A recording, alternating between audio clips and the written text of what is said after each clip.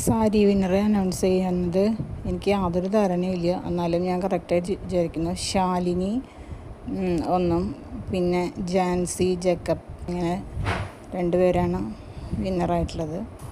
നിങ്ങളുടെ phone number കൊടുത്തിരിക്കുന്ന phone നമ്പറിൽ കോൺടാക്റ്റ് ചെയ്യാം. ആദ്യം സെൻഡ് ചെയ്താൽ ഗിഫ്റ്റ് എത്തിച്ചേരുന്നതായിരിക്കും കേട്ടോ. Okay, thank you.